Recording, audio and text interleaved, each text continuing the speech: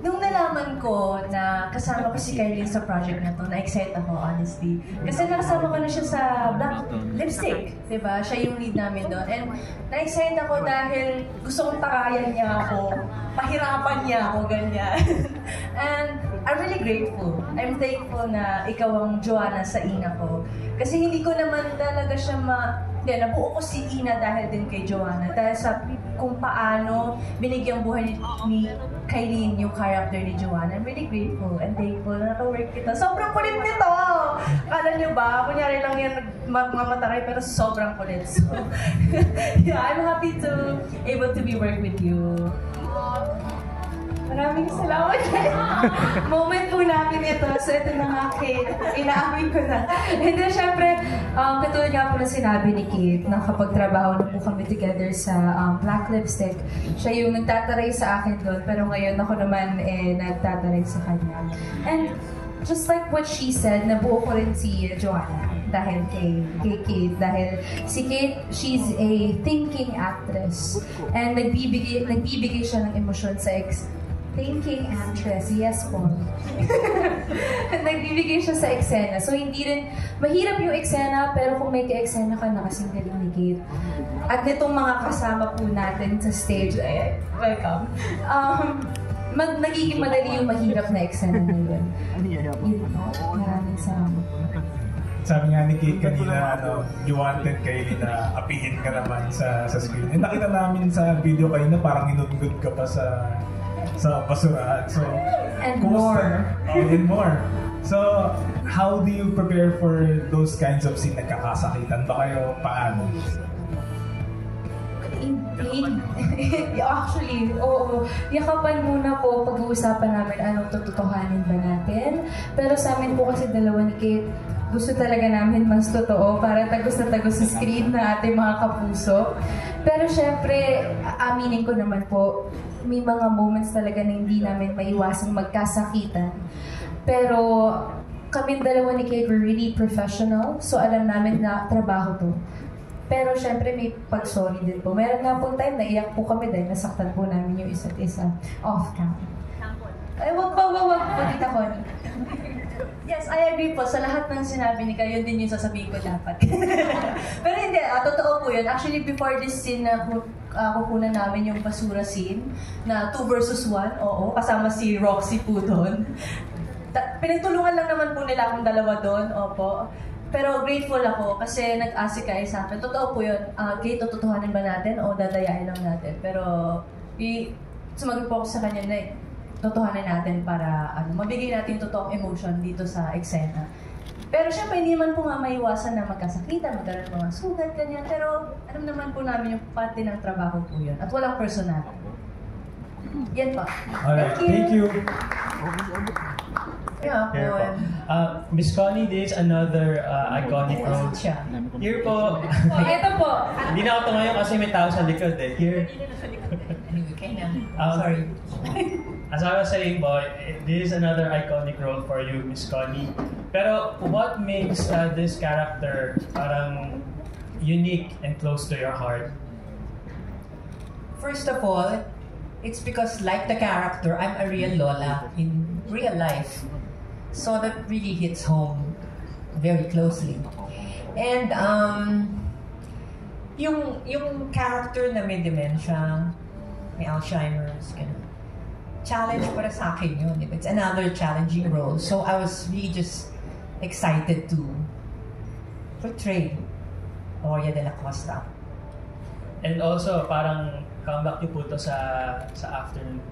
Yes, you know, it's my 50th year this year in the entertainment industry. To be specific, last May 2024. I started in May of 1974. So, my first drama, Connie Reyes Mumar Drama Studio, was here in GMA.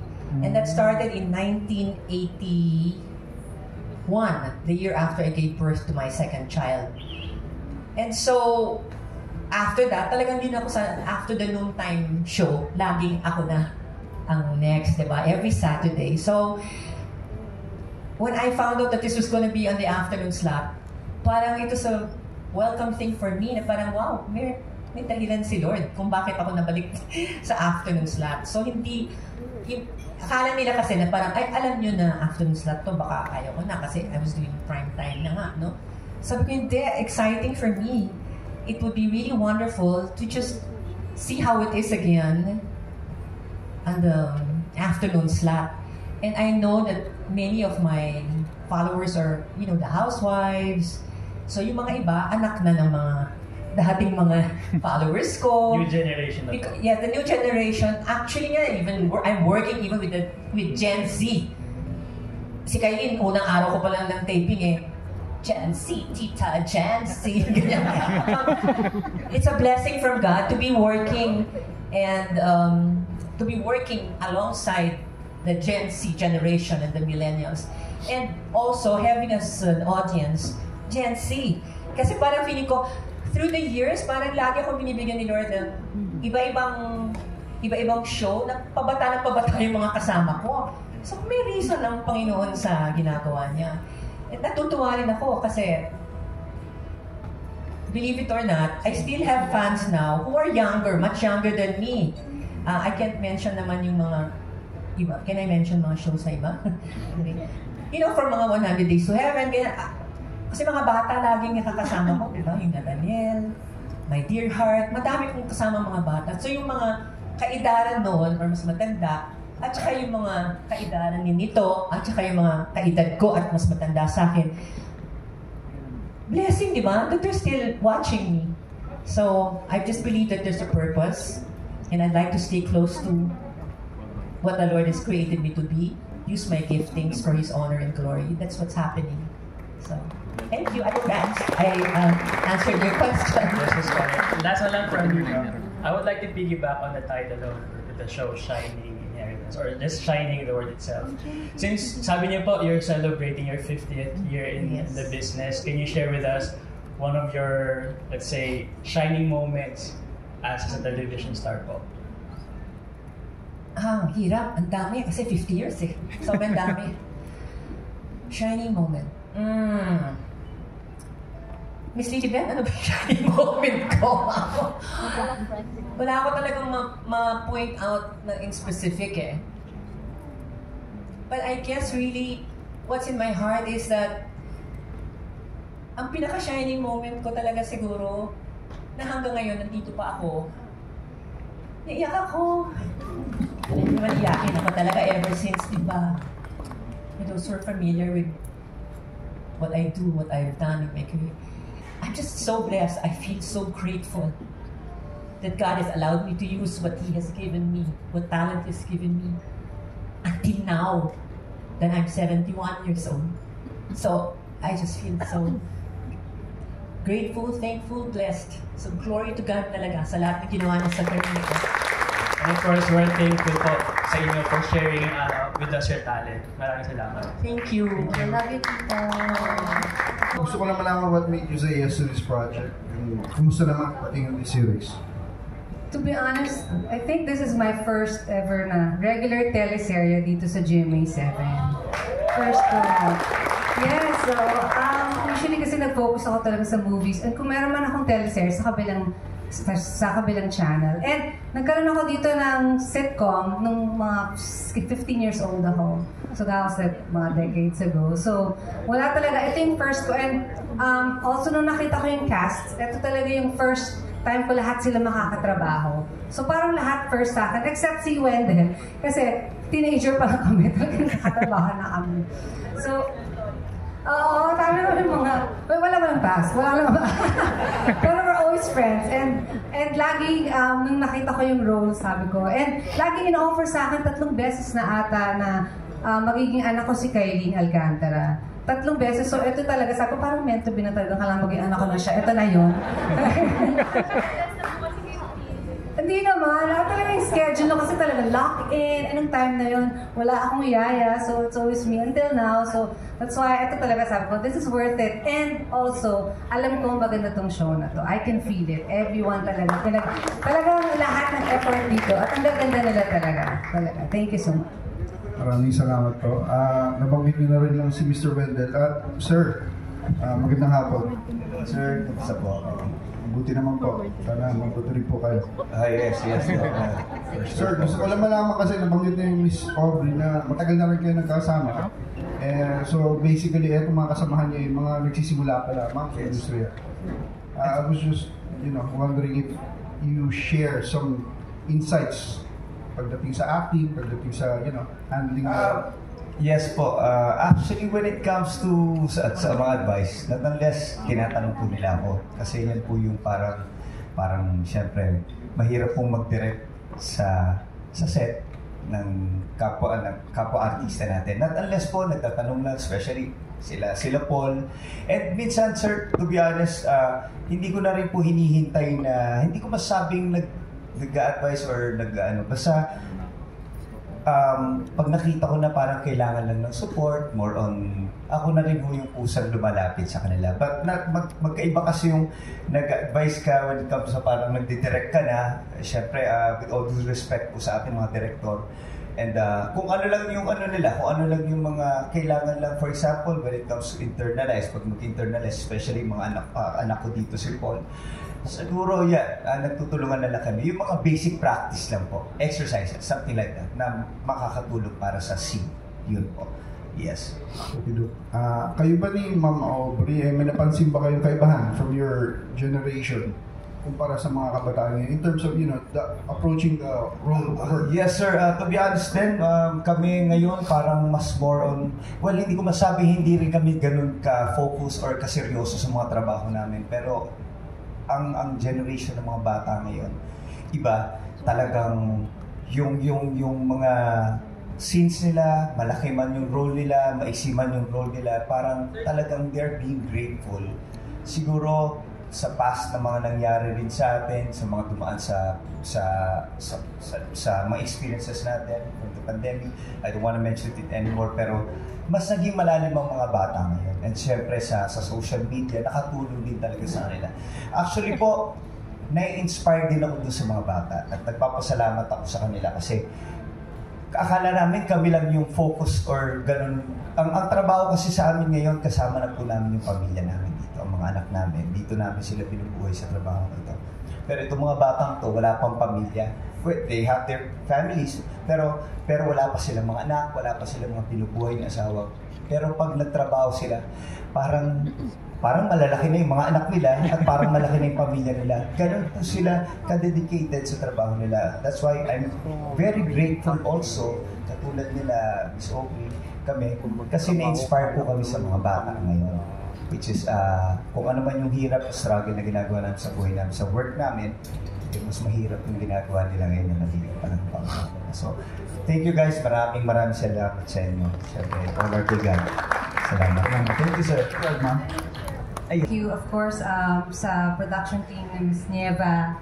Dahil first time po, talagang ang sarap magtrabaho. Sarap ganito pala. Kasi the past talaga, yung past ng mga issues and problems ng past, kung ano man problems ng mga production, talagang na-address ngayon. So, I'm proud na nakapagtrabaho ngayon at naranasan ko din yung before na talagang pag nagtrabaho ko ngayon, parang, sabi ko, wow, this is so much better. I like it. Well, don't get me wrong, I love my time, but now talagang ang swerte nyo talaga din. Talagang, I know the struggle and I just want to say thank you also kung sino man na nagpauso ng stylist.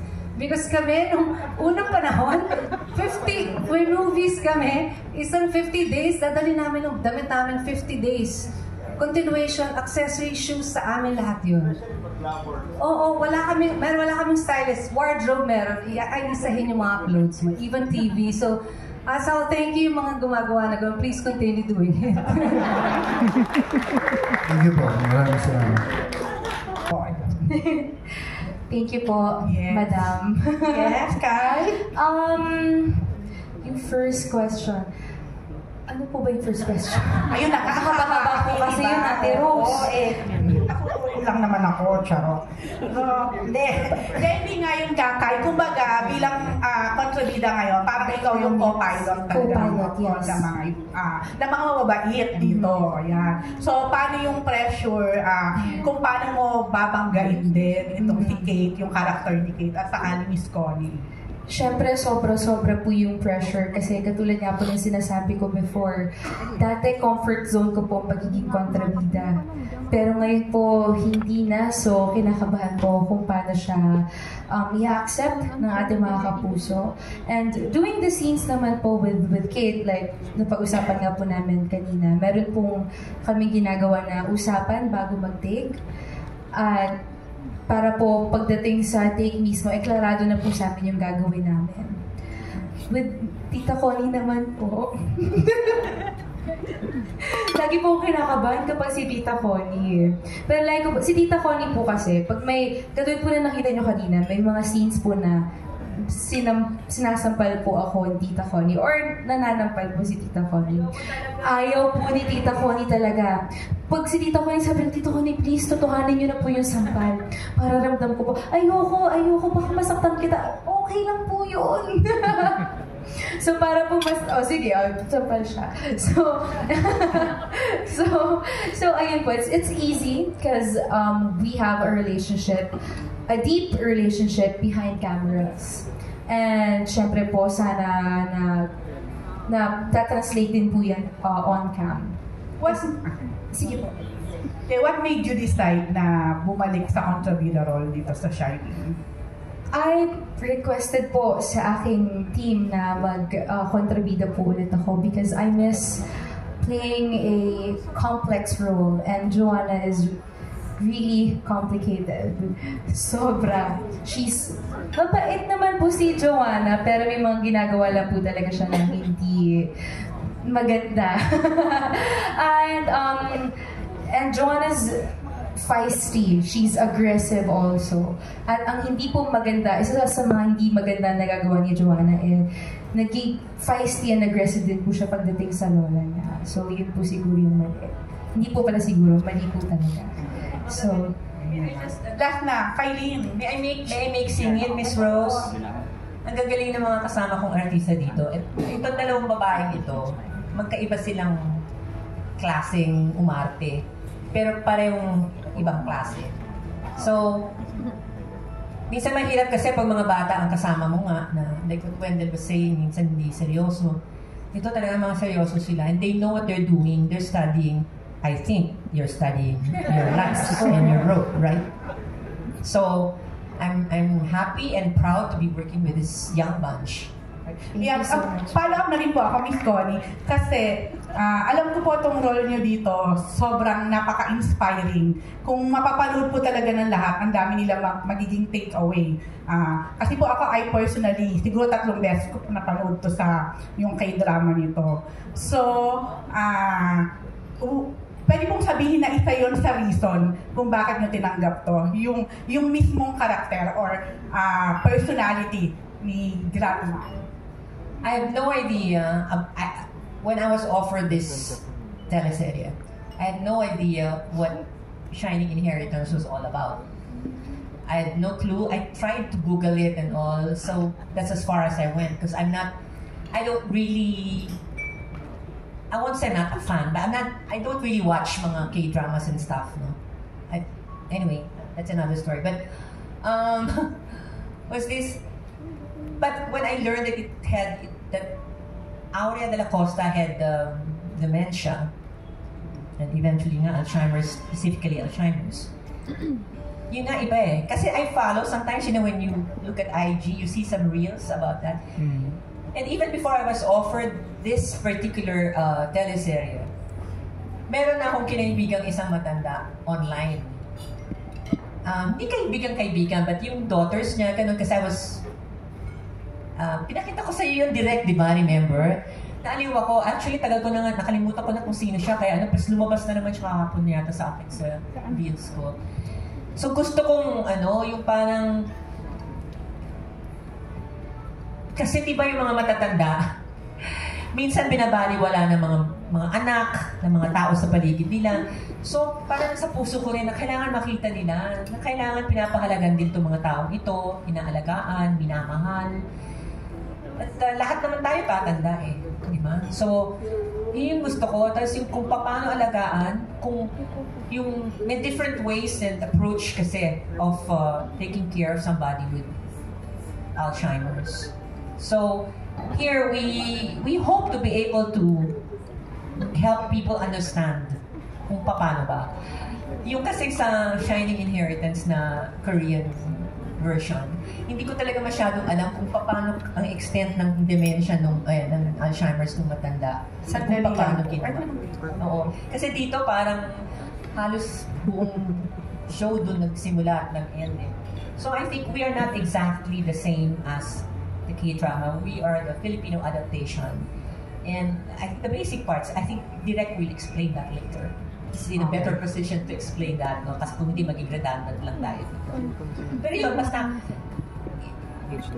sabi nga din, writer namin, si Miss Ning, sabi niya, mamahalin daw ng tao si Lola Aurea. Yeah, actually, Lola Pink, kaya Pink yata yun eh. Si Lola Pink. Kasi tawag ni Ina sa akin dito nung hindi ko pa alam ang name ko, Lola Pink. Actually, totoo po yun. Talagang sobrang mamahalin kayo dito. I hope I will do justice to the character. I tried my best. Sure po yan. Ayan. Thank you po, Miss Connie. Last na lang kay Kaylin. Kaylin, kasi may paalap ako dapat kanina. Yung role mo nga dito, di ba, kontrabida, sobrang sama. Although, alam ko, yung role mo, original siya, pero parang ito yung talagang totally may twist dito kasi ibang-iba siya dun sa K-drama. Would you say na katulad ng character mo, yung character mo ba dito, pwede mong sabihin na misjudged, misinterpreted, nakaka-relate ka ba dito sa kung ano ka ngayon, kung ano mga nangyayari sa'yo? Ang galing mo talaga magtanong. Alam Ibang klase po talaga kayo. Well, si Joanna, hindi niya rin po kasi talaga pinapakita yung weakness niya sa mga tao. Well, in my case,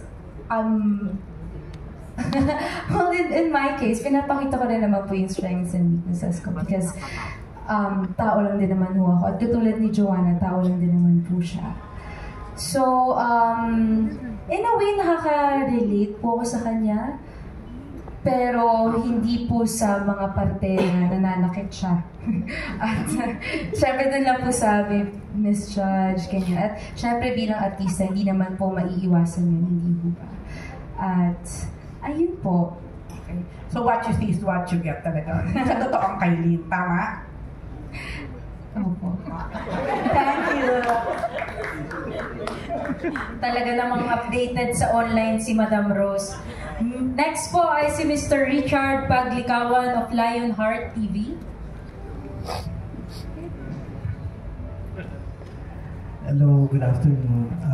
Yung question ko kay Miss Kate, kasi parang totally nagpalit kayo ng character ni Kaylin. Kasi di ba parang nalinyas ka Kate sa pagiging kontrabida din si Kaylin. Yes.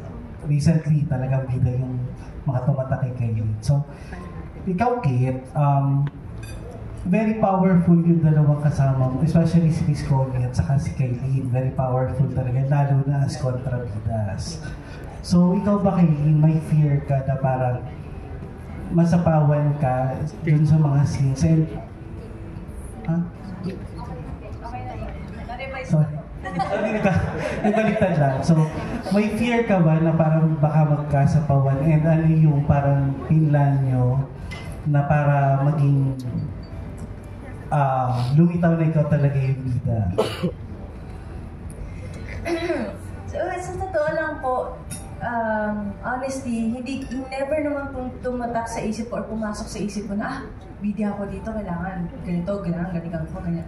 Of course, I mean, kailangan ko naman talagang galingan dahil para mas mabigay ko yung mabigyan ko ng justice yung character ko. And hindi po ako takot or hindi po pumasok sa isip ko never about masasapawan ako, ganyan. Kasi hindi po siya magandang motivation para mabigay yung kailangan ibigay. Kasi honestly, personally, hindi po naman po ako competitive na tao. Kung ano po yung kailangan kong ibigay. At alam ko, nabibigay ko naman yon. Siyempre, kung happy ang directors, writers, wala naman pong problema sa binibigay ko, okay po ako doon, masaya po ako doon. At ayan, yun po. And syempre iba yung pagiging bida. Ikaw yung laging inaapi, physical, ikaw talaga yung nakakatanggap ng mga bugbog. Ganyan. So, ikaw ba, hindi ba nakaka-drain na ikaw yung inaapi this time? And ano yung parang may mga ginagawa ka ba compared sa pagiging kontrabida mo before para hindi ganun ka-draining yung character mo? Sa totoo lang po, ang laking difference na nanggaling ako sa portraying kontrabida roles to inaapi. Kasi from ikaw yung nagmamaldita, ikaw yung nangbubugbog, ikaw yung nananabunot, nananampal. Pero this time, iba pala talaga yung feeling pag ikaw na yung binubugbog. Doon ko na na-realize, hindi pala talaga masaya. At totoo po, honestly, draining po talaga siya. Kasi you have to convince yourself na totoo, bilang syempre, pasok ka sa character na as Ina. Kailangan i-convince mo yung sarili mo, hindi ako magaling, and all the negativity na sinasabi ng mga kontrabida roles, ng characters. So, syempre, it takes energy po din, emotionally, mentally, and spiritually. Pero, yun, kailangan lang po ng focus and bigyan mo rin ng time yung sarili mo to humiwalay din minsan kapag rest day, ganyan, para hindi naman laging nakakulong ka na doon. Nangyari na rin po kasi sa akin sa previous, since I portrayed 5 roles, 5 personalities, so medyo mahirap po talaga siya. And now I learned na kailangan lumabas-labas naman pag rest day, ganyan, para hindi ka na-stuck doon sa character, ganyan. So yan pa. Actually, yun yung sunod ko na kung ano yung ginagawa mo after para at least mawala yung mga negativities na ng character. Ayan. Thank you. Thank you po. Thank you so much.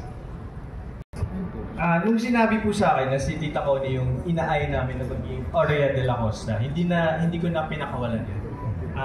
Iniisip ko na dapat siya yung makuha namin. More than pressured po, parang mas na-excite talaga ako.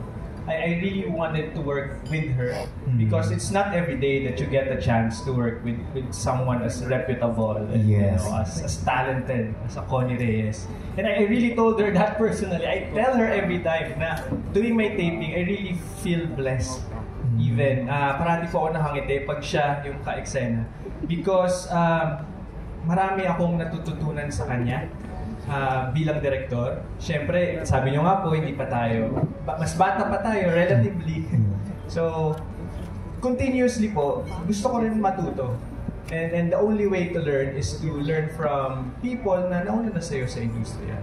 Like si Tita Connie, si Miss Glidel, si Sir Wendell, si Aubrey Mas, di ba? So, you learn a lot from the ones who are ahead of you. Yun po. Any reactions, Connie? Sobrang humble nga yung director na yan. Bata siya, pero yung isip niya hindi bata. Okay. Naglalaro lang minsan sa kalaro namin. Doon lumalabas pagkabata niya. No, I'm just so blessed to work. Pasensya na kayo, but I always use the word blessed because I really feel so blessed. Dito sa Shining Inheritance, I just feel so blessed. Ang gaan niyang katrabaho.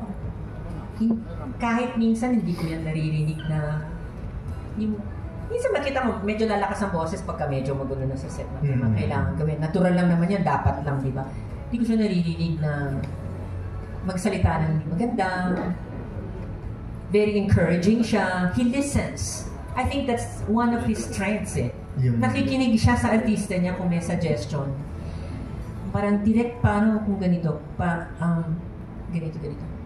Tinitignan niya. Tapos pagka akala niyang okay, okay po. Pag meron naman siya nakitang, kasi tita, ganito eh. Nakikinig din naman ako. Nakikinig din naman siyempre yung matanda sa bata. At marami rin napupulot yung bata sa matanda. Mali. At marami rin napupulot yung matanda sa bata. Marami ako napupulot dito sa mga batang ito. Hindi ba? So, yun, it was a pleasure working with you, Direk. He posted something in IG this morning, and I liked I liked it. I hearted it. And I wanted to say something, but sabi ko I will reserve it for maybe after tonight because there's just so much in my heart and in my mind. He is just so encouraging. Alam ko, Direk Joron, ang layo pa ng mararating mo. Iba yung scope ng niya, yung vision niya, ibang klase. yun nga, basta naniniwala ko sa'yo at alam ko maraming pang gagawin, pati pelikula. At yan sa heart ko, alam ko. So, Hindi lang gusto mo finished. pa siyang uling makatrabaho si director? Kung gugustuhin naman niya, bakit hindi? Oo, I would love to work with him again. It's just really, I will not say naman a breeze working with him, but almost a breeze working with him because he tells you what he likes, he respects his actors, he respects everyone on the set, you know, the production design people, the production crew, the staff. Nakikita ko yun may respeto. Tsaka yung sobrang importante sa akin yung nakikinig din. Diba? Kasi ako bilang nanay din, gusto ko rin nakikinig sa akin yung mga anak ko. At gusto ko rin na makinig. Kailangan yan, give and take, hindi pwedeng isang pagganyan lang. So, direct, maraming salamat! Thank you din po. Pag sinasabi niya kasi sa akin na, pag alam niya na dadating ako nakakast sa day na yun, yung sinasabi niya na may smile niya raw sa face niya, nakikinitig ka na yung smile niya. Gusto ko rin sabihin sa kanya, nakasmile din ako direct. Thank you. I think Sir Don, yun talaga yung key din na nawala yung lahat ng pressure is because she's always shown respect to us even that we are younger. Diba? Yes, oo. Pero syempre hindi natin makakalimutan na sa mga kabataan natin talagang hindi kompleto ang hapon natin pag di natin siya napapanood, diba? Mula sa noon time hanggang sa after ng noon time, ganun lagi. Ayan. Pero ito naman, next question ko, from Connie Reyes naman. Siyempre may mga nakatrabaho ko rin dito ng mga baguhan, di ba? So, kumusta naman working with Roxy and Charut? Yung mga talagang bagong-bago naman. Si Charut? Yes pa. Okay. Silang dalawa? Apa. Si Charut nga na-miss namin kasi itong mga huli, hindi namin siya nakakasama kasi ang dami niyang racket. So nagpapasaway po. Charot. Diba? Charot. Yan, nagpapago nga ng hair. Pero ang galing niyan. At saka sa set, kasi ang magka-eksena kadalasan, si Ina, tapos ako, at saka siya. Yung sa earlier part, hindi niya lang alam kung paano sumasakit ang tiyan namin sa kakatawa bago mag-take. Parang, kulit na makapagod dito tayo, kulit na. Kasi grabe siya. Kakaiba siya. Dapat talaga, huwag ka lang kumita sa online. Kumita ka rin sa TV. Wow. Kumita ka ng talent mo. Diba? Galing niya kay Miss Connie, ha? Hindi niya talaga, totoo. Tapos si Roxy, ang tawag sa kanya, goddess, sabi nila goddess. Sige, isang nga. Talagang yun. Hindi. Si Roxy, sobrang nakikita ko yung kanyang pagsisikap sa kanyang work. She's a hard worker. And I've not heard or seen her complain. She loves what she's doing. And I know meron niyang goals, I'm sure. So, marami kami pinag-uusapan. Miski yung mga ibang suot niyang kinakabahan ako. Sinasabi ko sa kanya, anak, yung mga, kinakabahan ako dyan sa... Yung medyo may masisilip na. Yes. Sabi niya sa akin, oo, tita, yan nga din nasabi ng mami ko. Pero, isingit ko lang kasi we're talking about the young na natin. Yes, Si Kate, napanood ko yan ng pandemic. Napapanood ko yan. Nakikita ko siya sa Unika Iha. And sa utak ko lang, sa sarili ko lang, sabi ko lang, galing itong batang to, parang gusto ko siya makasama sa work. Tapos bigla na next project ko nga, ito na, After Love of My Life, ito na. Yun. Si Kaylin din, na napapanood ko siya, yung mga kambal. Kambal Kariba. Sabi ko, ang gagaling nilang mag-marte ng matapang. Ang galing nila, yung mga. So, syempre, gusto mo rin maka-work yung ganyan. I'm so glad also that I was able to finally work with Aubrey. We've never really worked. Wendell, I think once, I sent you that comedy stuff that somebody sent me. Grabe. Oo. Dito sa bahay na ito, yung nag-guest ako doon. Grabe. Gusto mo, miss, padala ko sa'yo. Grabe. Kung ano nilagay nila sa bag, sa loob ng bag. Kaya sabi ni Ronaldo Valdez doon, ason yung pangalan, shoplifter ka ba? Ang dami ko ano-ano. Si Paul at si Michael din. Okay lang na nagsasalita na akong ganito kasi nagtanong na rin sa mga. At willing kami makinig kahit hanggang mamaya, Miss Connie. Si Seth kasi, Seth, masakit na ulo ko sa'yo. Galing din yung bata niyan, parang hindi na makawala sa character. Ninenervyos ako. Andiyan ka pa? Andiyan ka ba? Lola, Meg. Anyway, si Paul, ang tawag ko kay Paul, Mr. Simpatico. Sabi ko, that's what I'll call him from now on. Isn't he so simpatico? He's that wonderful smile. He's very pleasant. And then nakikita ko din. Paano smile? Paano smile? Hindi. Nakakatuwa kasi kasama itong mga ito. Talagang saya-saya namin lagi sa set. So, ito naman. Pinayagan ako ng nanay niya at saka tatay niya na pagsabihan siya. No, he may goal din. Itong mga bata doon talaga, may mga goals sila and they work hard to achieve their goals. And I see that they're really trying hard. Alam nila kung ano yung weaknesses nila, kung anong strengths nila. Alam nila kung ano yung hindi nila kaya. At ang maganda nito, humingi sila ng tulong pag hindi nila kaya. Hindi sila nagmamagaling o magmamarunong. Ibang klase kasi, di ba? Iba yung nagmamagaling at ang mamarunong. Sige, ganyan ka na lang habang buhay. Diba? Kasi hanggang matanda ka, may matututunan ka. There's so much to learn in life. There's so much to... but it's just wonderful to be a blessing to one another, and that's what I feel is happening in our set. Hindi lang ito, marami pa yung mga iba kaming mga cast, marami pang members sa cast na wala dito. Pero lahat, kabiruan namin, pati yung mga production staff, syempre, minsan nagkakasungitan kami. Normal, di ba? Parang ganyan. Pero, kanina po yung last kang nakipagsungitan? Si Jessica Villacheco. Popular na siya ngayon. Star! Kasi sasabihin sa akin, Tita Connie, ito yung mga eksenang kukunan natin. Tuhog. Siyempre, pag tuhog yan, di ba? Siyempre, maraming lines yan. Tapos mga 5. Siyempre, si Constancia. Okay. Aralin natin ang mga linya. Aralin natin yung blocking. Yung sequencing, ganyan. Tapos, mamaya, eto na naman. Tita, nakabihis na ako yan for that tuhog scene. Yun ang aking pet peeve. Nakabihis na ako, todo na. Mayaman pa kunyari yung eksena. Tapos dadating, Tita, pipihit po tayo. Okay lang. Okay, pipihit. Mahirap o mayaman. Kasi kayo yung look di ba? Babalis na Tita, yun mong yung sa sementeryo. Nakita! Pati yun. Kasi, unang shooting day ko yon. Hindi pa natapos kunan. Naloka na ako. Nakapusod. So, syempre, magtatanggal ng, di ba? Tapos magpupusod. O kaya pag mahirap, magtatanggal ng mga makeup, ganon. Tapos, ibang eksena, ganyan. Pero syempre, I know naman she's just doing her job. And I understand. And I think, where's Jessica? And I think, Jessica, you understand me naman, di ba? Okay. You know naman I love you, di ba? You're popular na now. You're going to be so famous.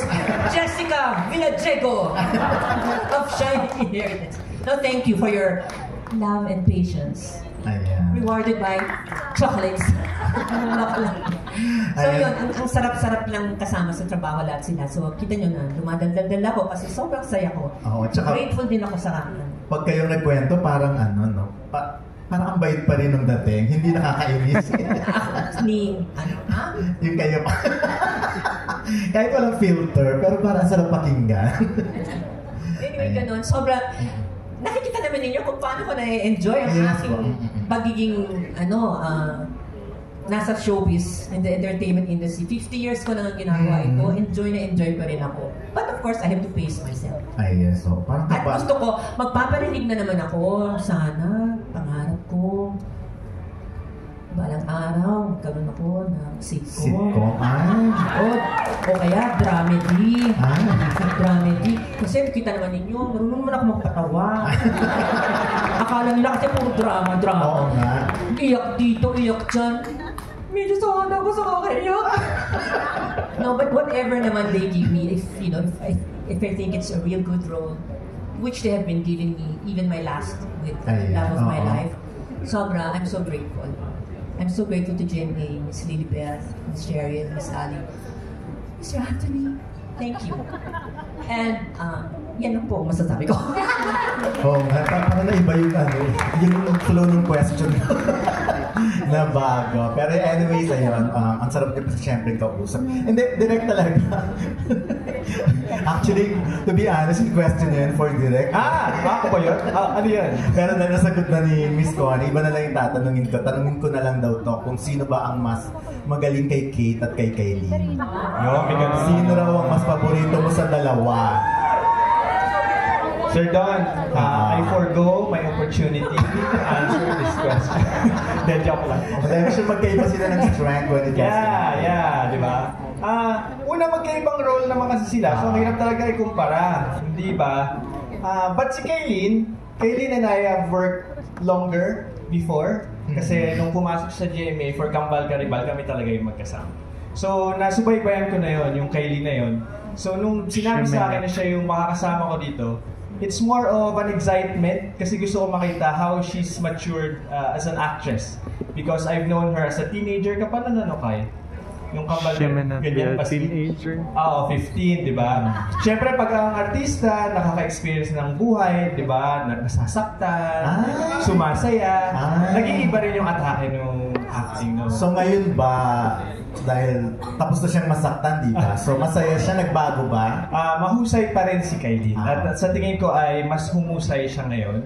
What I really love about Kylene is the way she injects the little nuances, yung details talaga. Kasi as a director, I really love the details. Yung konting irap ng mata, konting pitik ng kamay, yung change in demeanor, yung body posture. Malaking bagay sa akin, yung gustong-gusto ko yun. So, I really like working with Kylene. It's very comfortable working with her again.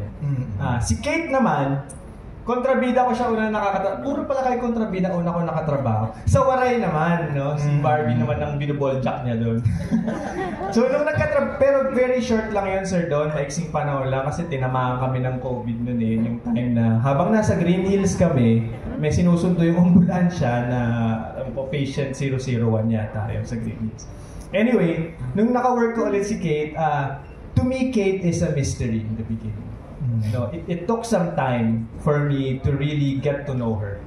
Pero once I got that chance, kasi ang haba na muna kami magkasama, isang taon na kaming magkakasama. So maraming pagkakataon na magkausap kaming dalawa lang, nakakapag-open din kami sa isa't isa. I come to be very fond of her. Mas nakaka-connect na ako sa kanya as an actress, and I see her. And that's why it was easier from that point forward na mag-collaborate with her. And I should say na napakausay ni Kate in the sense na mabait siya, tapos biglang may switch, maldita na siya. So, ibang skill din yun. Hindi ko alam kung sino ang tunay na Kate doon. So, yung husay, magkaiba siya eh. I think that hindi mo talaga makukumpara ang mga artista kung sino ang mas magaling because they are... Kaya nga sila magkasama kasi magkaiba yung husay nila. Yes, kaya nag-work. Pero tapos na ba kayo mag-taping? Last 2 taping days. Talaga? Yes, last 2 na. So nakita mo yung difference nung Kylene and Kate ngayon na parang pareha silang masaya. Yes. At kasi nga alam natin pareha silang in love, di ba? Na-feel mo ba yun sa set direct? At pasok na. Kasi si Kylene, wala siyang dapat i-explain eh. Alam niyo po sa set namin, pag pumapasok lahat ng tao doon, it's as if it's a new world for us. Parang lahat ng baggage of the outside world is still the outside world. So we are our own family in this set. So parating masaya. Okay. So I think that helps. Kung malungkot man sila sa labas, at least, di ba, kapag nasa trabaho, masaya tayong lahat. Okay. Reaction na lang Kate and Kylene na parati kayong masaya sa set. Importante po yun para maganda ang trabaho. Kasi pag bad mo, di ba, nakainis ako sa'yo.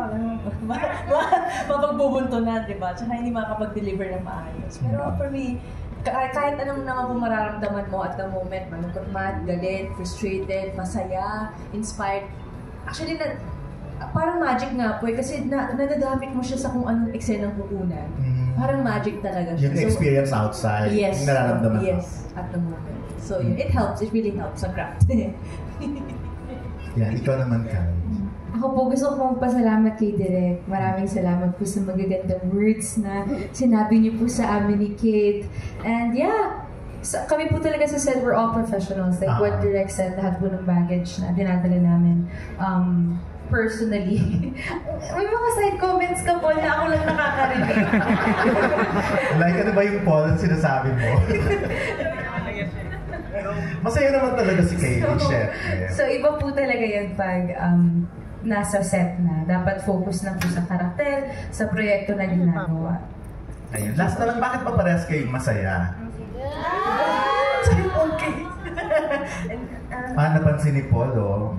Paul? Joke lang. Opo. Dahil in love si... Oh yes, of course. Oh, yan. Nagsagot. Yes! Anak ko, lumulubog sa upuan si Kaylee. Yes, tita. Nakilala ko na pareho. Ka naman. Boto po ba kayo, Miss Connie, sa kay Fumiya at kay Kofi? Ay, ano ba? Nakilala mo na, di ba, Miss Connie? Ano pong masasabi mo? Nagkat ko kasi. Kasi konting oras pa lang ang pagkakakilala. Pero sa tingin ko naman, okay naman. Oo, di ba? Yung sa dalawa po. Oo. Hindi ko pa kasi sila talaga nakakausap dahil ng matagal. Kasi tinatawag nga ako sa kabilang set. Sabi sa akin ni Miss Nieva, pumunta ka na ngayon doon sa simbahan, kailangan ka na doon. You have 45 minutes. Okay. Yes, boss. May dapat ba kayo paliwanag sa sinabi ni Miss? Wala naman po. Ayan. Thank you, Beth. Pero hindi ka sumagot, Bakit ka laging masaya? Ayan, si Then, sasabihin ko, kung masaya sila, di okay lang, di ba? Basta sabi ko, mag-ingat lang sila. Pahalagahan nila ang sarili nila. Tama. Yan lang ang masasabi. Ayun. Thank you, tita. Alvarita. Noted po. With thanks. Ayun kay Lynn. Reaction mo kay Miss Connie. Siyempre, naghihintay ng reaction dun. Yung message niya sa'yo na pahalagahan mo. Oo naman po. Alam naman po ni Tita Connie at marami naman po kaming mga usapan ni Tita Connie sa kanyang dressing room. Pinupuntahan ko po talaga si Tita Connie kasi iba talaga yung wisdom po ni Tita Connie, ibang klase. And sinabi ko po kanina sa isa sa mga interview sa akin na yung relationship ko with God right now, feeling ko mas naging closer ako because of Tita Connie. At si Tita Connie, like narinig niyo po kanina, mahilig siya sa Reels. Oo nga parang Gen Z na Gen Z. Gen Z po na Gen Z at nagla-like siya, nagsasend pa. So, pag nagsisend po si Tita Connie sa amin, lahat ng mga videos or verses, hindi po pare-pareho. Okay po. So, pagdating po sa akin, very timely, every single time po na nagsisend si Tita Connie, halimbawa po, I'm feeling something. Merong isasend si Tita Connie na verse na parang sagot lang. Saktong-sakto po sa dadaanan ko or nararamdaman ko nung time na yun. And yeah, I'm just really thankful po for Tita Connie. And kahit hindi po kami magsalita, lalapitan niya po kami. Sasabihin niya sa amin, I feel like the Holy Spirit wants me to talk to you. And totoo naman po talaga, nahihiya lang po ako mag-open up sa inyo, Tita Connie. Parang yun po. So, ganoon na po yung relationship namin off-cam. So, thank you po. Thank you for always looking out for us, for guiding us, for your wisdom, for sharing your wisdom. You are very generous, Tita Connie. We all love you! You're making me cry! Di ba? Finger heart. Ayan. Pero bongga rin na okay sa kanya. Thank you very much. Naku, mamaya na lang. Thank you, Nanginginig na yung kamay ni Sir doon video. Next po kay Mr. Jim P. Anargon of Rewind Channel. No pressure, pero make it or break it. I just want to say, of course, I'm very thankful for this opportunity sa management ko, sa GMA, and sa Cornerstone that they have really prepared me and trained me and given me this great role. I still remember the day that I had a screen test with Kate, and parang biglaan to with Boss Vic. It wasn't expected, it wasn't in the schedule. Sabi ni Boss Vic, may screen test ka for a show called Shining Inheritance.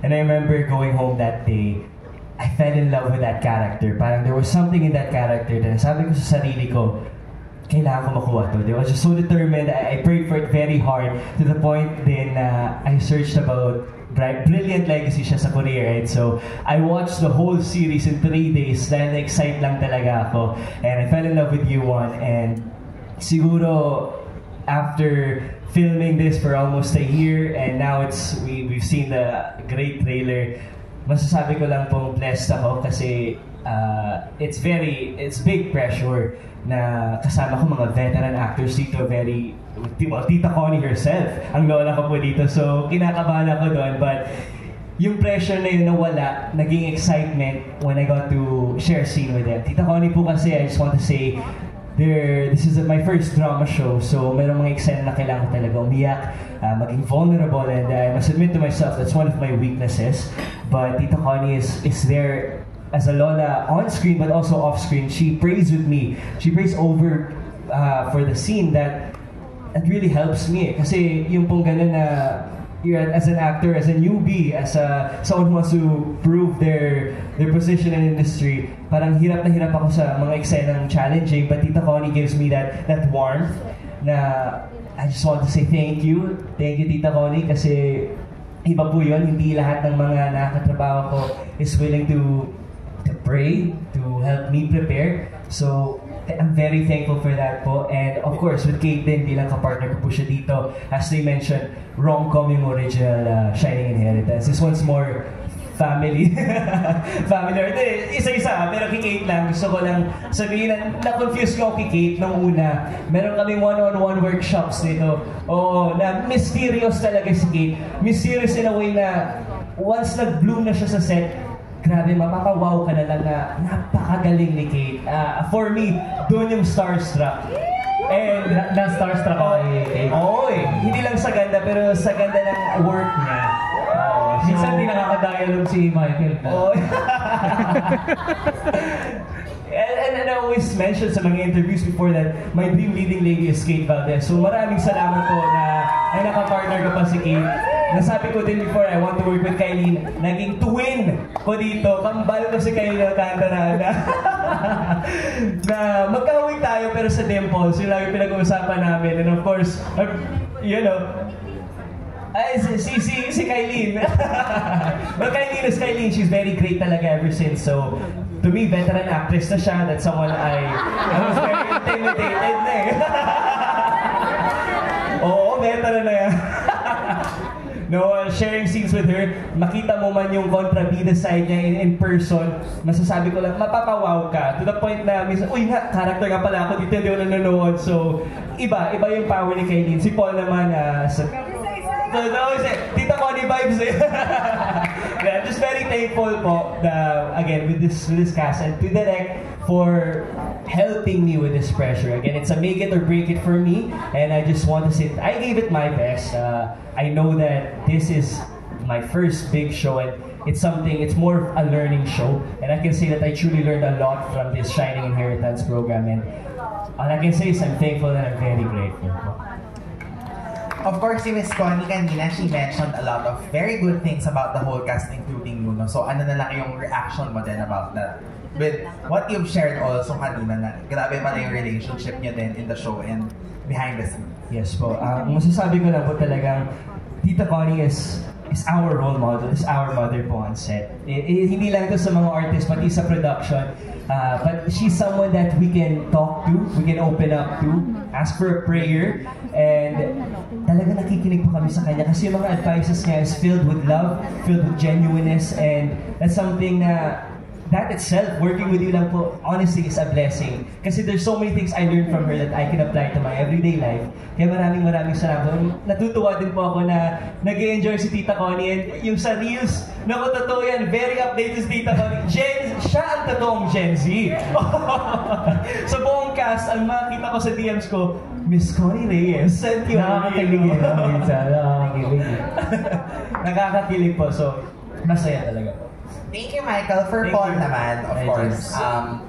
Your last project, you were a kontrabida in Lolo. And syempre sa mga hindi nakanood kasi ng Shining Inheritance, pwedeng i-assume na gano'n kasi nga dalawa kayong leading man. Pero apparently, ang character mo daw pala dito, buong series ay Good Boy. So, paano yung naging attack lang? Kasi yun nga, galing ka sa string of medyo kontrabida roles in the past. Yun nga po, siguro natural lang kasi good boy naman din. Hindi, parang mas good boy ito kasi sabi ni Sir Anthony nung parang nagsiscreen test. Paul, medyo maangas ka pa. Sabi niya, ay, good boy mo pa. Then, doon, nung naisa puso ko na yung character, sabi ko, may reason si Lord kung bakit binili niya sa akin tong character na to. Kasi ako po yung last yata na nakaalam na kasama ako sa isang big show na tulad ng Shining Inheritance. So sabi ko, plano ni Lord to. So, Lord help me, hindi ko kaya ito mag-isa. Give me the wisdom, give me the ideas kung paano ko pa hindi naman siguro higitan pa yung original, but yung mabigyan ng Paul Salas taste ba? Yung medyo simpatiko sabi nga ni Miss Connie. So, sana naman mabusog din sila sa character ko at na-feel ko naman din yung confidence and yung pagka-proud dahil nga nung nakatrabaho ko na sila, bawat isa dyan. Tito Wendell, sa guidance ni Tito Wendell. Doon nawala na yung pressure, nandun na yung eagerness na sige, tara. Bawat character kasi dito may tatakbo eh. Yun yung siguro mapapromise namin sa inyo. Bawat character talagang tatatak sa puso niya. So, yun. Pero would you say, Paul, na this is one of your, if not the biggest role that you're doing? Kasi yun nga, you've been in the industry also for quite some time since bata pa. Ikaw yata ang totoong veteran. Pero di ba yun? So parang ito yung pag-bloom mo after being a teen actor and then kontrabida, tas ito leading man status ulit now with GMA. Siguro po, Sir James, nung time kasi ng mga starstruck kids hanggang sa pa-teenager, ano lang siya hindi ko pa na-feel yung pressure dahil as a kid, para siyang playground sa akin. Pag pumupunta ng set, enjoy, may mga kasama mga kapwa-bata na actors. Siguro naging work lang talaga siya sa akin nung early 20s ko 2021, nung palolo. Doon ko na na-feel na talagang grabe yung tiwala na ibinibigay din sa akin sa mga characters na piniplay ko. So, doon na-hit na ako na hindi rin talaga madali ang pag-aral ng isang character. Yung pagtingin mo sa magandang material na sobrang gaganda ng mga sulat sa script. So, nung na-feel ko po yun, sobrang naging painful and blessed ako na since 8 years old, nandito at nagbibigay pa rin ng character na kahit pa paano tatatak din sa mga kapuso natin. So, yun po. Thank you, Paul. And then nagpahabol lang akong question for Direk. Hello, Direk.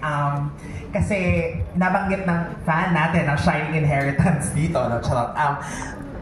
Yung Shining Inheritance, the original K-drama daw talaga is one of, if not the highest rated Korean drama.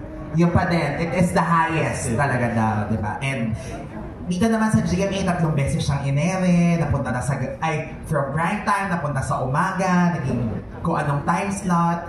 So, how do you plan na lang, or since nag-taping na kayo, how do you promise na lang that at least it will live up to the expectation, and at the same time, ibang medium din kasi and ibang time slot, di ba, panghapon siya, so medyo iba din yung expectations ng totoo namang audience ng GMA for that time slot. So, paano lang napapag-marry yung may expectation na gano'n, pero meron din iniingat ang audience base GMA for that slot?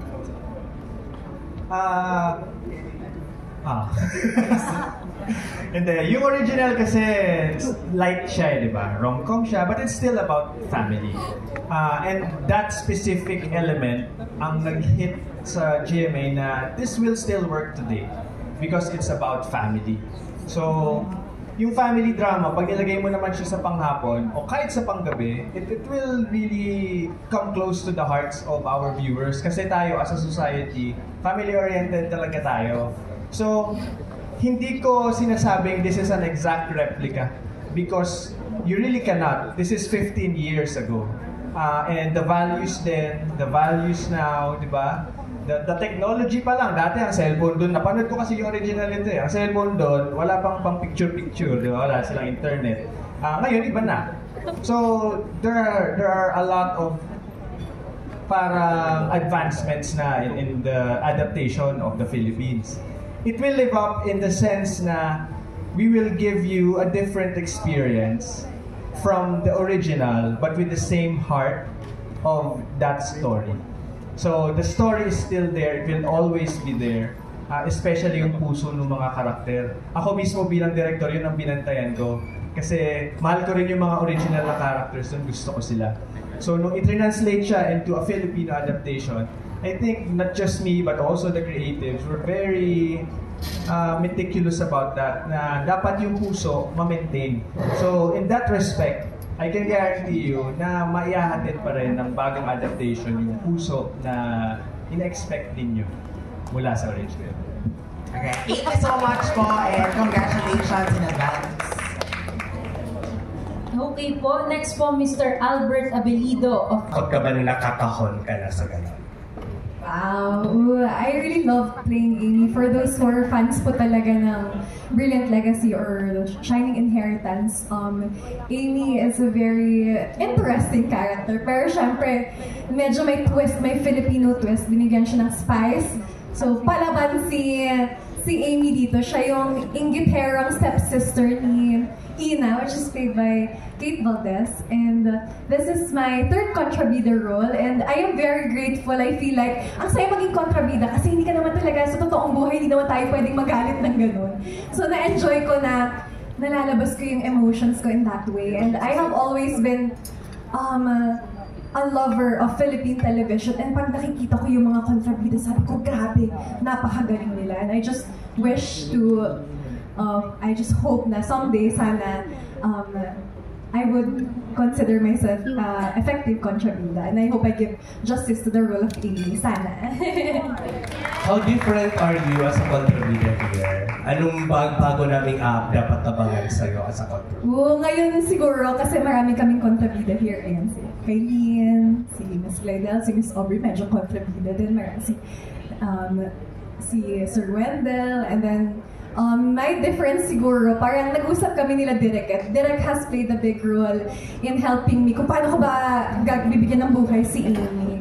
And yung atake namin, yung very uso to, yung mga syusyong kontrabida, yung maiinis ka pero mamahalin mo din. So, medyo nakakainis si Amy, but I think people will like her in a way na syusyong siya. Lagi siyang pinapagalitan ni Joanna kasi kami yung best friends dito ni Kailin. Lagi niya akong pinapagalitan, ano pa yun Amy? So, yun yung atake ko. Medyo yung gets na ng lahat, tapos mga 5 minutes, tapos dun ko magigets. Ganun siya.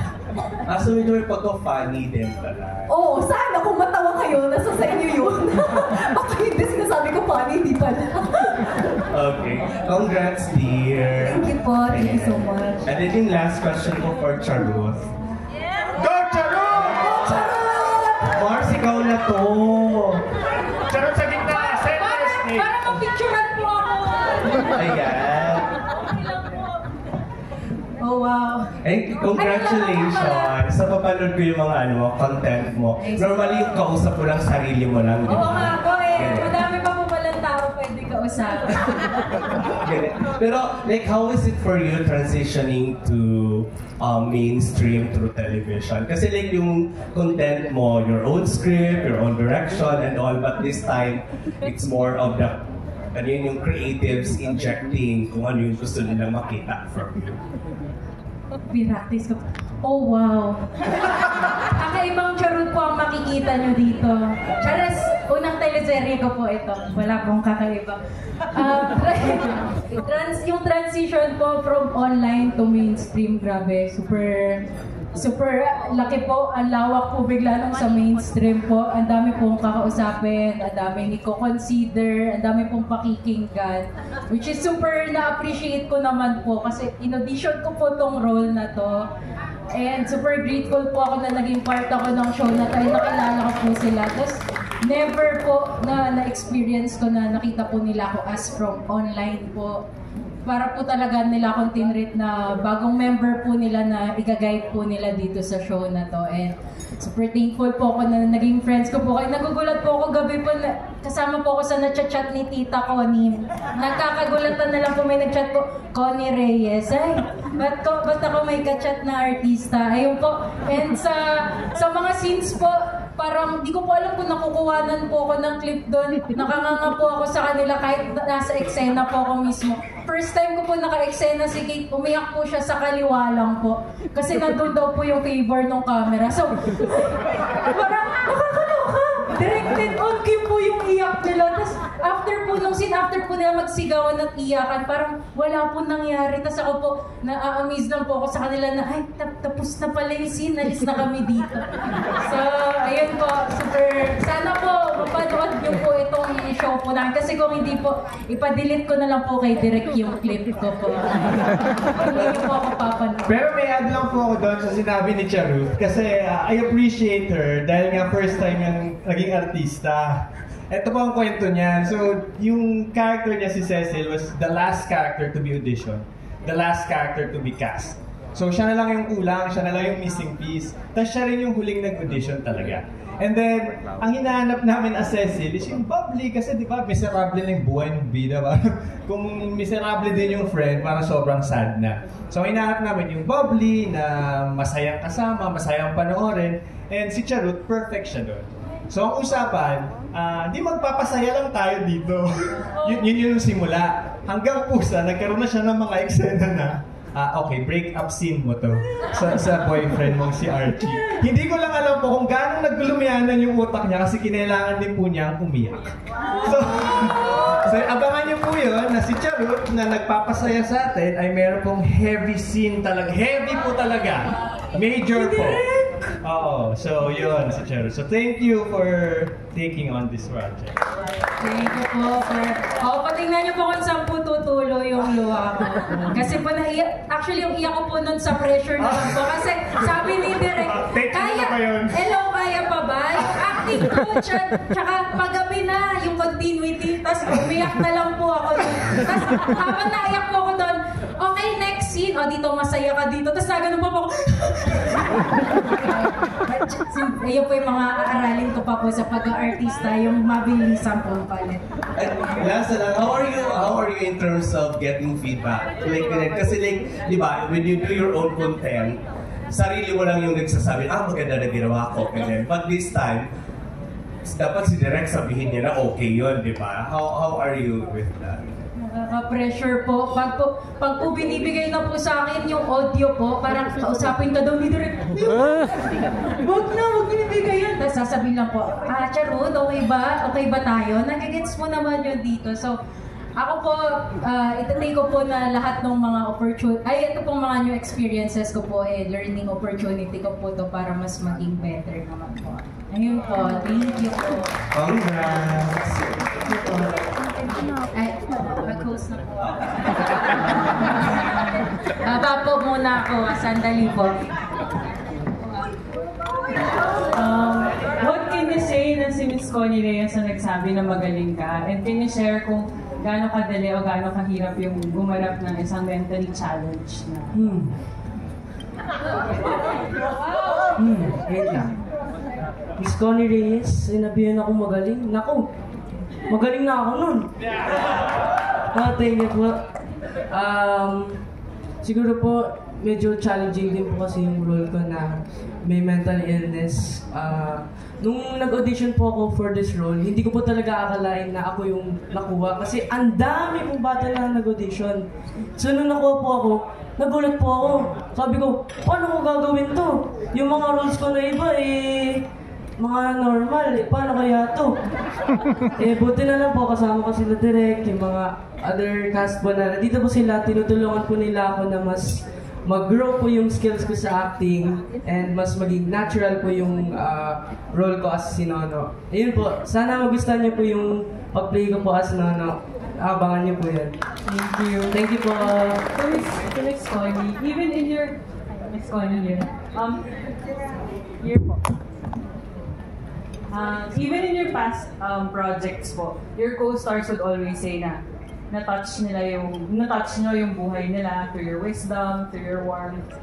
Is it intentional po? Was it intentional to leave something, to leave a legacy in your co-stars? I think you don't plan that. Maybe it just happens. But one thing I know is that I always pray for my co-actors, the production staff, even the crew. I pray for the management of the network. Ano na sa akin yun?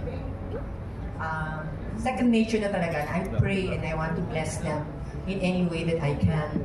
And if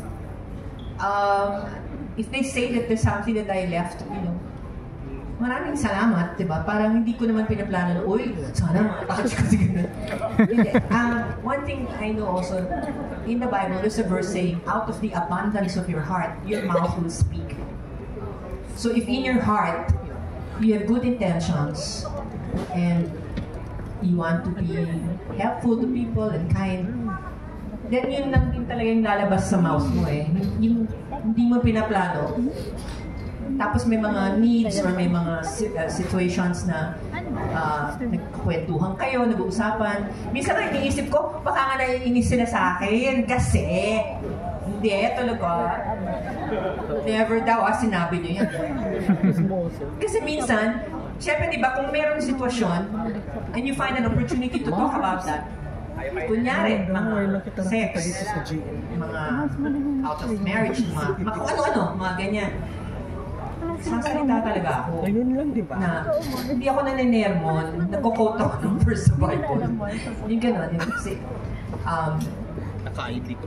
everything is permissible, but not everything is beneficial. Diba? Trust in the Lord with all of your heart. Lean not on your own understanding. In all your ways, acknowledge Him, and He will make your path straight. He will direct your paths. Yung mga ganon, delight yourself in the Lord, He'll give you the desires of your heart. Mga pahapyaw, mga ganyan. So minsan nga iniisip ko, well, thank you na hindi pala nyo, ini-welcome pala ninyo yun. Pero kasi talaga ako, hindi ko pinaplan, hindi yung parang ganito gagawin ko kaya ganito ngayon. Kunyari, like if Kate will knock at my door, hindi ko naman alam na she's going to be knocking at my door. If Paul will just burst in my dressing room, I don't, or Kate will just come in. She just comes in crying, she just hugs me, I just hug her back. Or if Michael will, we just make kwento also, or things like that, about his family, and then I share, ganyan, parang wala lang. I just want to have fun with all of them, and if by working and having fun with all of them, they pick up something, then thank you, Lord. Si Wendell, bago pa nag-start yung show, tinawagan niya ako, ilan oras tayo nag-usap? An hour. Yun, kasi ang dami niyang mga tanong. Tapos pag sa akin, huwag mo akong tanongin dito kasi nag-aaral ako ng linya ko. Hindi ba? Pero I'm very open and welcome to answer any questions they have as best as I can. But one thing I'll say, I'm not perfect and I don't know everything. But I hang on to the Word of God. So sabi nga, live the Word of God. Read the Word of God, love the Word of God, live the Word of God. Yun lang. Thank you po.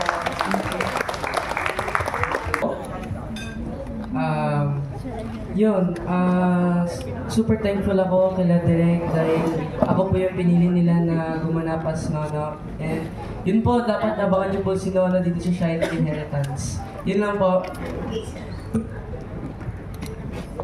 Ako po, sabi ko nga kanina, naging pamilya na kami sa isang taon naming magkakasama.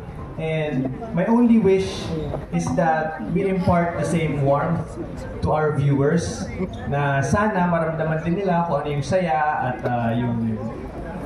yung pagmamahal din na meron kami sa set makarating sa inyo. Sana po ay supportahan ninyo at subaybayan ng Shining. Yes, first, gusto ko magpasalamat. I wanna thank God for making this event possible para sa amin lahat, para sa ating lahat. Maraming salamat po sa inyo, of course, my JV family, to our bosses from the creative team, sa inyo po mga press people from different platforms, social media. Maraming salamat po. And ito po ang trabaho na hindi in-expect na abutin ng 1 taon. Definitely pinagigihan. And for sure, alam niyo po, mag-e-enjoy din po kayong lahat dito sa palabas na to. Sana po supportahan po natin ang masasabing takiligan ang sarili natin, of course. Salamat po. And I just want to say thank you to everybody who spent their evening with us po. We appreciate your time.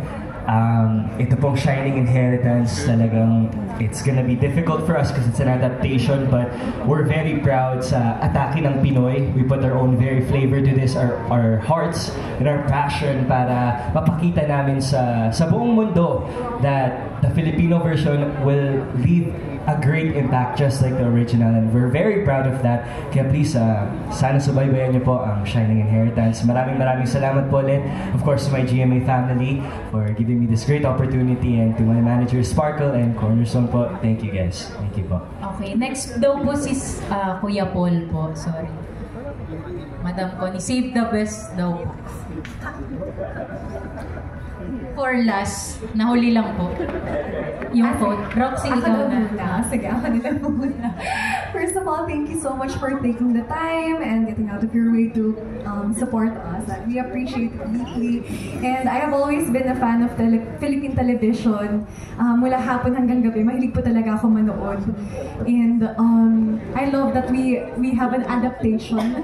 The original is also very brilliant, and I hope you would embrace also the Filipino versions. And I really look up to Philippine televisions. I love the creativity. I love how the Filipino minds think, and sana ma-support niyo siya. And more power to Philippine television, and I'm so grateful to work with every one of you. It only felt like a dream before, and now I'm actually here. So exciting times. So congratulations everybody, and of course to everybody behind the yung wala sa stage ngayon.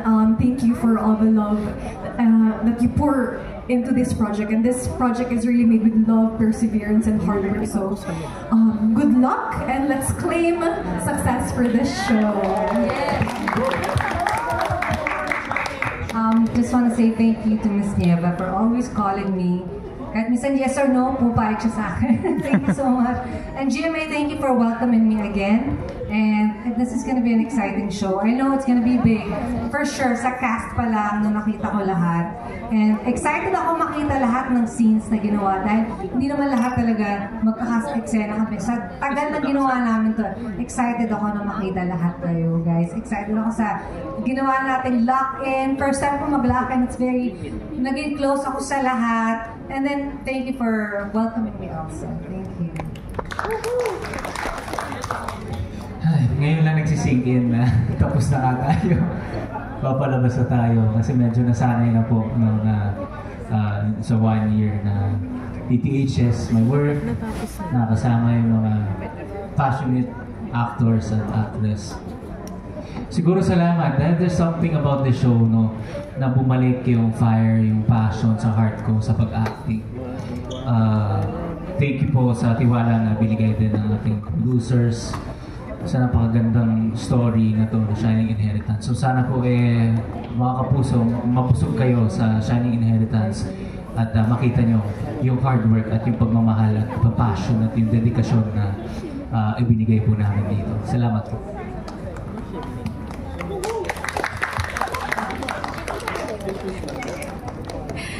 Siyempre po sa ating mga reporters, vloggers, influencers. Maraming salamat po sa inyong oras. Sana po, I hope you guys can spread the news na sa September 9 na po ang Shining Inheritance. And siyempre maraming salamat po sa inyong lahat. And I'm really excited for all of us. That's it. Yeah, thank you po. Nasabi na lang po lahat.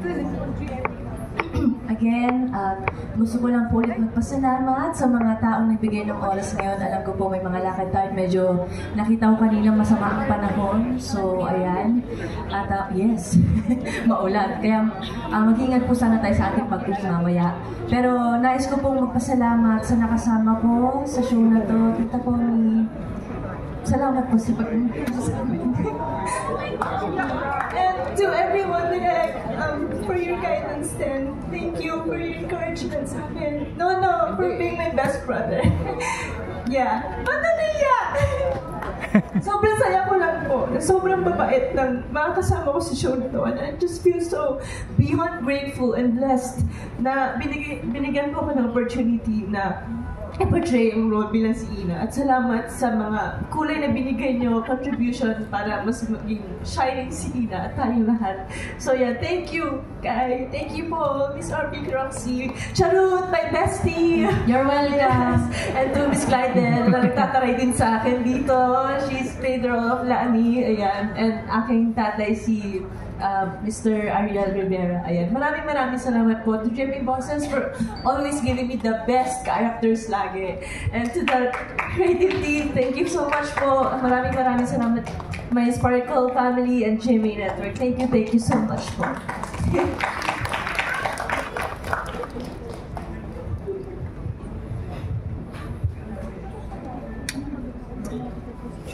I'm going another way. So much is happening in our nation today, in the world actually. So I'd just like to encourage everyone to use whatever gift, whatever talent that God has given you for good. Let's not anymore add to all the confusion in the world. Let's spread good news and love, kindness. Diba? So, para gumaan naman ang buhay ng mga tao. I don't know, this may not be the venue to say it, please allow. You know, like, I hate fake news. How can people try to put down other people just for their own gain? Ano, to earn money? God can bless you. God can give you your own place to shine and your own niche. Bakit kailangan natin magsiraan? Bakit kailangan natin mag-imbento ng kung ano-anong kwento? Bakit kailangan natin siraan ang bawat isa? Tama na. Paano tayo aasenso bilang isang bansa? Paano? If we are going to be thinking only about ourselves, our own gains, magkano kikitain dito, ilan views, ilan ganito, etc., etc., madadala ba natin? Ang dami natin mga kaibigan na sumakabilang buhay recently. In the recent past, so many of them were very affluent. Pero nakita natin, anong naalala sa kanila? Hindi naman yung pera nila eh. Ang naalala sa kanila kung ano yung kabutihan na naiwan nila. Hindi ba mas maganda ganun? Yung may maiwan tayong kabutihan sa kapwa natin, sa bansa natin, kahit papano. If each one of us, alam niyo, maliit pa akong bata, lagi ko itong sinasabi. Hindi ko alam bakit, maliit pa akong bata. I remember my brother before throwing a piece of wrapper of candy outside the window or a popsicle stick or something. My dad was driving, my papa was driving the car, my mom was there, and kami siblings nandun sa likuran. I must have been around 8 years old. And I reprimanded my brother. Why are you throwing that piece of, that wrapper out the window? Why? Who cares? Everybody does it anyway. I said, if everybody thinks the way you do, wow, what a mess this country is gonna be with all the dirty stuff there. Kaya ako pa nakakita ako ng may papel na ganyan.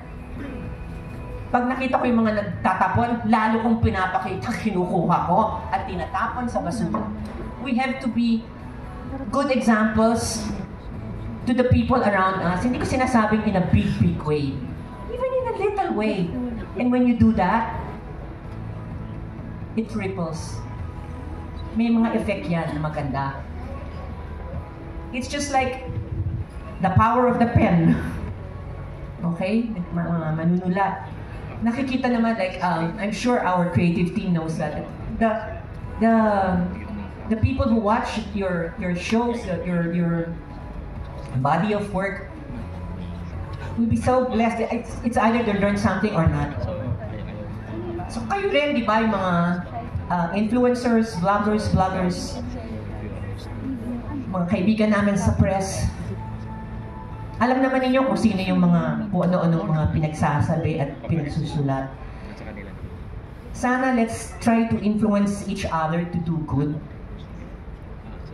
Let's honor God in what we're doing. You know that there is power of life and death in the tongue.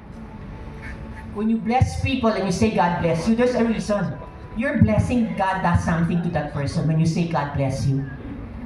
But when you curse, something can happen to that person if he deserves the curse.